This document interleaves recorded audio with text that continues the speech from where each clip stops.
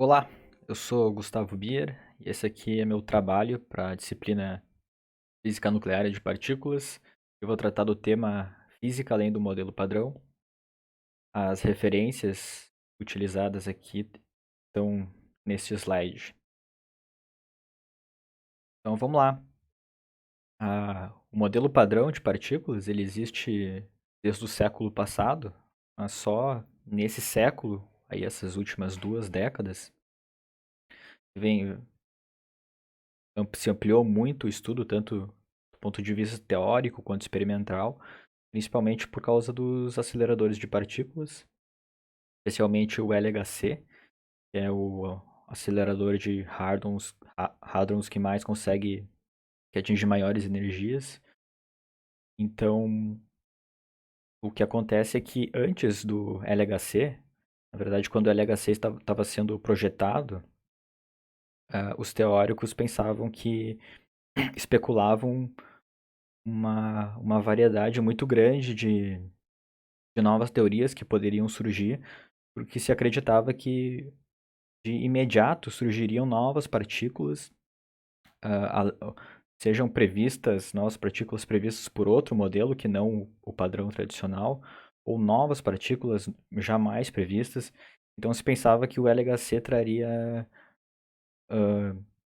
uma ampliação imensa do estudo de física de partículas. Mas isso não aconteceu. A única partícula extremamente importante que foi detectada até hoje foi o bóson de Higgs, em 2012.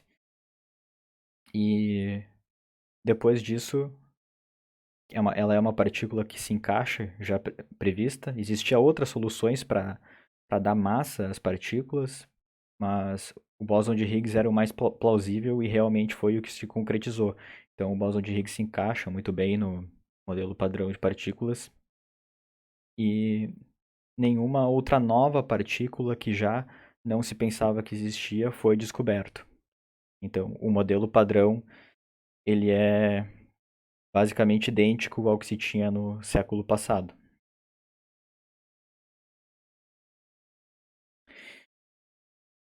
Então, para falar de física além do modelo padrão, por que além do modelo padrão? É porque a natureza sugere ser um modelo incompleto. Existem vários motivos, eu vou dar aqui alguns, os mais chamativos. Primeiro é a existência da matéria escura.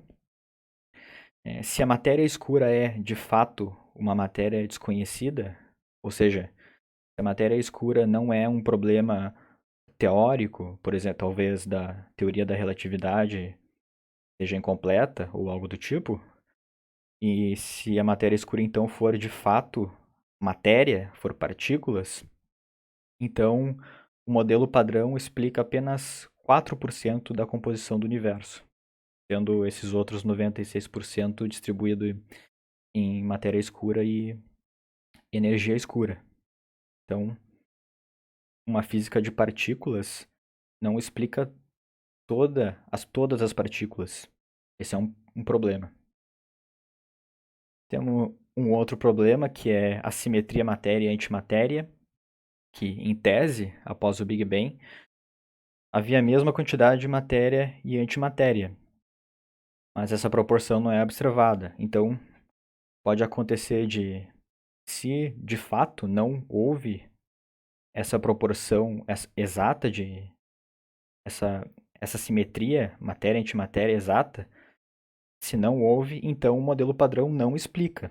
E se houve essa simetria, então é um assunto que se estende muito para a cosmologia e deve ser visto como o universo evoluiu para que isso acontecesse, para que chegasse até agora e a gente não observar essa proporção.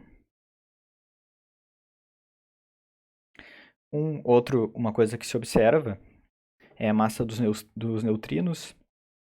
O modelo padrão tradicional, ele, ele previa massa zero para todos os neutrinos. E foi descoberto recentemente, até os envolvidos pelos experimentos ganharam o Nobel, agora acho que foi em 2014.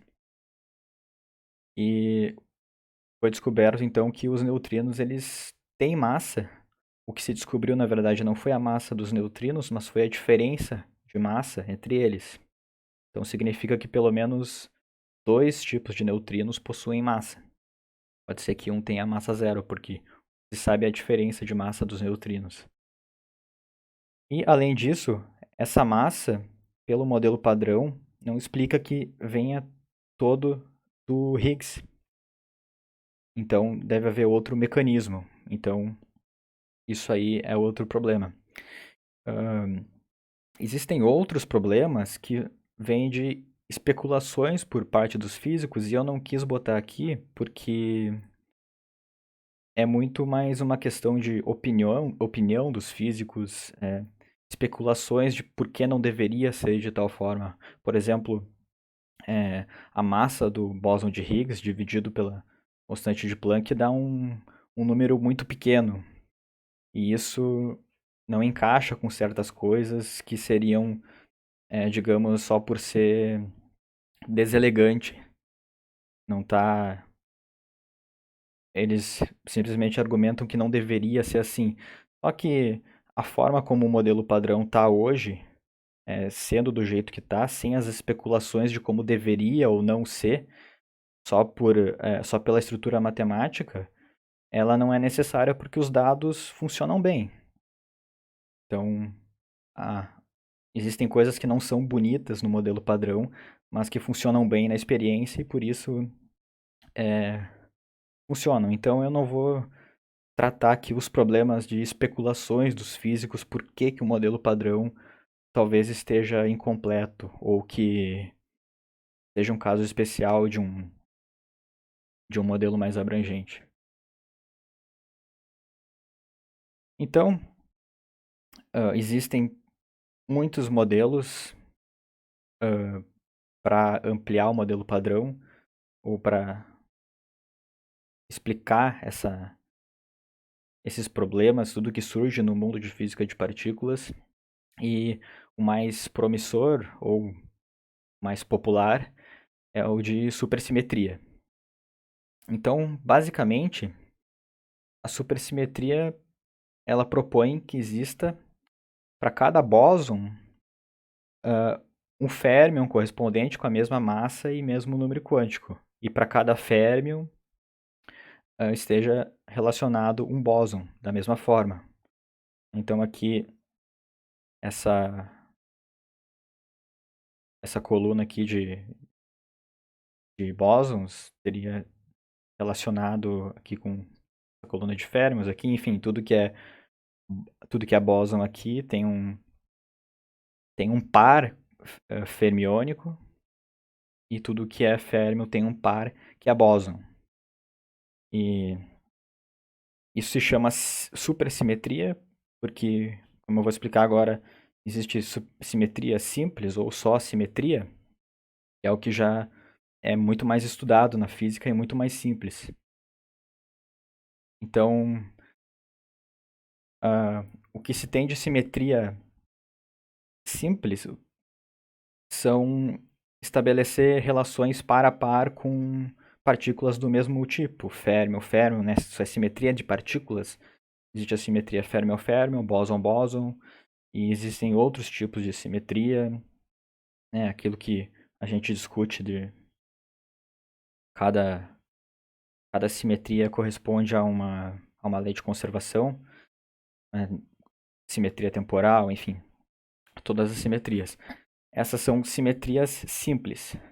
A supersimetria, ela é um problema que mais complicado, teoricamente, e diferente, porque a supersimetria faz par com férmion e bóson, e são comportamentos muito diferentes. Os bósons, eles podem, além de eles serem os mediadores, eles podem se aglomerar sem limites no mesmo estado, enquanto que os férmions, de forma alguma, compartilham o mesmo estado. E a supersimetria, no entanto, estabelece uma relação de par entre bósons e férmions. Só que Eu vou abordar aqui então para explicar de forma básica a supersimetria, o que já se sabe experimentalmente sobre a supersimetria, que é a supersimetria observada em núcleos atômicos. Então, qual que é a ideia básica? Então, a gente pode ter núcleos com um número ímpar de prótons e ímpar de nêutrons, número par de prótons, par de nêutrons, ou par ímpar. E isso muda se o núcleo vai ser bóson ou férmion. Para cada par de férmion, né, nêutron e próton são férmion, então para cada par vai formar um bóson. Então, se for um número ímpar, vai ser um férmion. E acontece que nos núcleos, a, a, a supersimetria no núcleo está relacionado, então, por exemplo, com um núcleo com um número ímpar de prótons e par de nêutrons, por exemplo, ou um par-par. Então, um férmion e um bóson.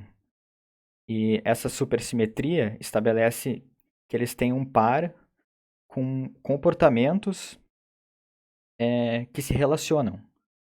E qual que é a consequência disso? É os estados quânticos entre eles. Então, se eu tenho supersimetria entre dois núcleos, eu posso usar os números quânticos de cada núcleo para determinar os estados quânticos, o espectro energético, por exemplo, do, do outro núcleo que é seu par. Então, essa é a ideia básica da simetria de núcleos. O que acontece na realidade e o que foi feito experimentalmente é o que se chama de quadrado mágico. Então, o que é o quadrado mágico? A teoria, ela aplica a simetria em 4 tipos de núcleos. Um par-par, ou seja, número par de prótons, número par de nêutrons. 2 núcleos ímpar-par e um ímpar-ímpar. Então, teoricamente, é aplicado a supersimetria e, portanto, vai relacionar esses 4 núcleos.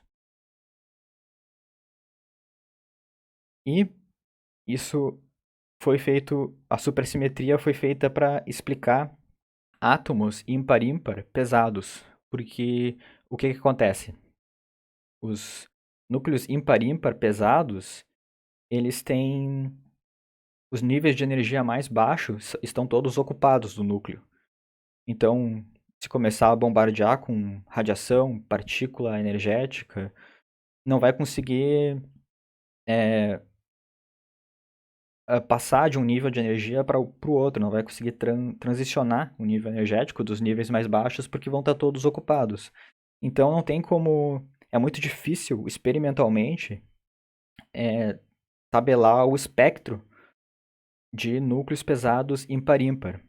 Diferente do par-par, que é o mais fácil de todos, porque os níveis de energia mais baixos dos par-par têm muitos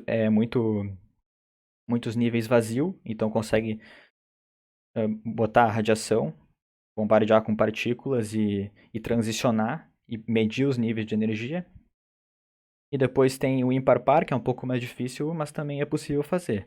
E então, para explicar o nível de energia do ouro 196, é, uma, que é um núcleo instável, se usou a supersimetria disso que se chama de quadrado mágico, dessas 4 partículas, para relacionar então os níveis de energia e prever os níveis de energia do ouro. Só que isso foi um desafio experimental. Então, porque como primeiro eles bombardearam com radiação para ver se conseguiam transações energéticas no núcleo e não conseguiram.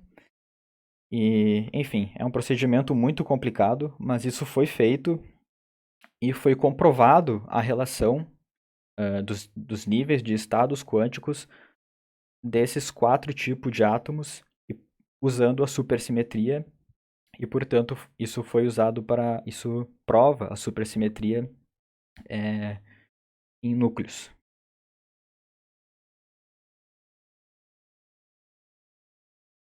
Então, a supersimetria prevê o espectro energético de núcleos ímpar-ímpar pesados. Então, essa é a ideia básica da supersimetria, e o que se tenta fazer, o que se fez teoricamente já, é a supersimetria em física de partículas. Então, é a ideia de que vai ter um par, que é um par, para cada bóson vai ter um par, que é um férmion, que está relacionado, e para cada férmion, então, vai ter um par bóson. E isso resolve muitas coisas, muitos problemas do modelo padrão. Só que há um problema, que é que muitas das partículas que elas não estão, muitas das partículas que prevê a supersimetria, elas não estão,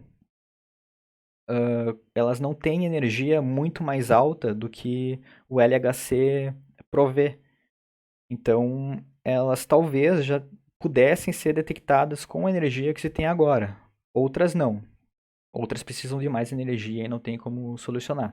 Mas isso é um ponto contra a supersimetria, porque o LHC, mesmo não podendo dar essas partículas, deveria dar evidência de supersimetria. Então, o que se fez foi dar diferentes versões dos modelos de supersimetria. Muitos deles tratam com energias muito mais pesadas, ou seja, não há existe uma supersimetria, mas talvez não precise ser a mesma massa, o par não precisa ter a mesma massa, em sim uma série de modificações para poder explicar essa relação de par e poder explicar talvez a matéria escura e a, essa proporção de matéria e antimatéria. Tudo isso ainda não foi feito. O LHC, com a energia que ele consegue prover, não é suficiente para comprovar a supersimetria e nem outra que possa substituir ou ampliar o modelo padrão. E é isso. Muito obrigado.